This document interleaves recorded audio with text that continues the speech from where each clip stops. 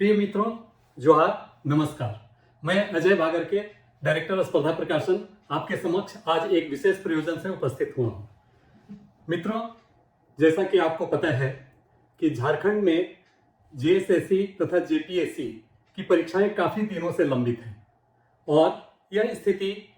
लगभग अगर मैं कहूं कि 2014 से ही बनी हुई है, जिसमें कि असमंजस की स्थिति में यहाँ के छात्र प्रतियोगी परीक्षाओं की तैयारी करते हैं या न जानते हुए कि क्या पता उनका क्या होगा। तो मित्रों, जैसा कि आपको मालूम होगा कि कुछ ही दिन पूर्व जेएसएससी द्वारा जो उसकी सबसे महत्वाकांक्षी या सबसे बड़ी परीक्षा कहें के आयोजन की तिथि टली थी, तो छात्रों में काफी आक्रोश था और उन्होंने निर्णय लिया था कि 15 दिसंबर को अर्थात कल वह रांची में जुटेंगे और जेएसएससी के कार्यालय का घेराव करेंगे। ठीक इस घोषणा के नेक्स्ट डे अर्थात 2 दिन पहले जेएसएससी ने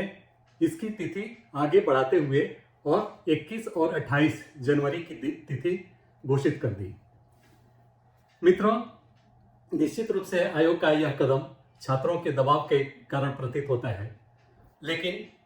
बात केवल परीक्षा की तिथि घोषित करने से ही खत्म नहीं होती। केवल एक जेएसएससी ही मुद्दा नहीं हो सकता। झारखंड में आयोजित होने वाली जितनी भी परीक्षाएं हैं, उनका भविष्य भी सुनिश्चित हो सके और वह समय पर आयोजित हो सके, इसके लिए जो अभी मुहिम छात्रों ने चला रखी है, जैसा कि मुझे सोशल मीडिया या अन्य समाचार माध्यमों के द्वारा प्राप्त हो रहा है कि वे एकजुट हैं और वो चाहते हैं कि इसके लिए सरकार पर या आयोग पर एक समुचित दबाव बने और बाध्य हो कमीशन कि एक निश्चित समय पर या अंतराल पर परीक्षाएं आयोजित हो सके। मित्रों, स्पर्धा प्रकाशन हमेशा से छात्र हित में यहाँ के कार्य करते रहा है और उसकी हमेशा यह कोशिश रही है कि यहाँ के छात्रों का भविष्य संवरे और वे एक अच्छे रिस्पेक्टेबल पद पर आसीन होकर राज्य की सेवा कर सकें। अगर झारखंड की बात की जाए तो जेपीएससी की भी स्थिति कुछ बेहतर नहीं है। इतने वर्षों में केवल एक जेपीएससी परीक्षा हाल के दिनों में संपन्न हुई है, उससे भी संपन्न हुए 2 साल से अधिक हो गए और अगले जेपीएससी सीएससी की परीक्षा की तैयारी कर रहे छात्रों के लिए क्या पता कब वह एग्जाम हो, यह एक बहुत बड़ा प्रश्न है। तो यह आंदोलन इसलिए भी आवश्यक है कि जेपीएससी जेएसएससी सहित जितनी भी नियोक्ता एजेंसी है उन पर एक प्रत्यक्ष या परोक्ष रूप से दबाव पड़े और यहाँ तक कि सरकार भी इस स्थिति में हो कि वह गाइड कर सके या निर्देश दे सके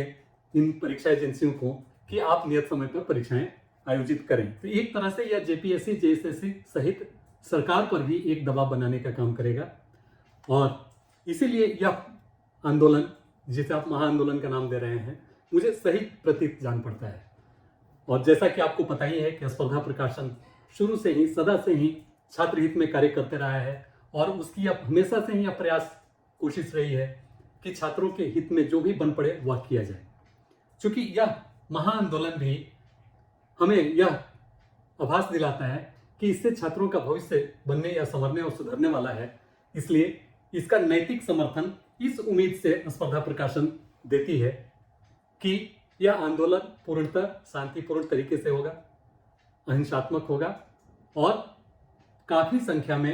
लड़कों के द्वारा आयोजित किया जाएगा ताकि एक समुचित दबाव आयोग पर बन सके। छात्रों, महात्मा गांधी ने एक बहुत ही मजबूत हथियार हम सबों के सामने प्रस्तुत किया, अहिंसा का, जिसके माध्यम से बहुत सशक्त सरकार को भी झुकना पड़ा था। तो मेरा भी आप सबों से यह अनुरोध होगा कि आप भी अपने आंदोलन को उसी स्वरूप में रखें ताकि यह किसी बदनामी से बच सके, अहिंसा से बच सके और केवल छात्रों के आंदोलन के रूप में इसे देखा जाए,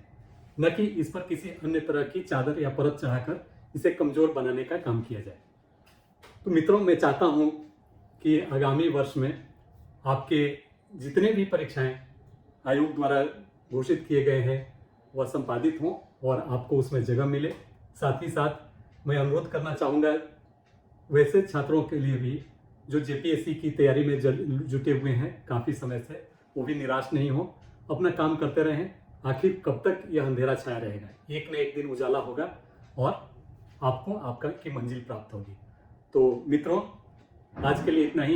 एक बार पुनः मैं आपके इस महाआंदोलन का समर्थन करता हूं और चाहता हूं कि सरकार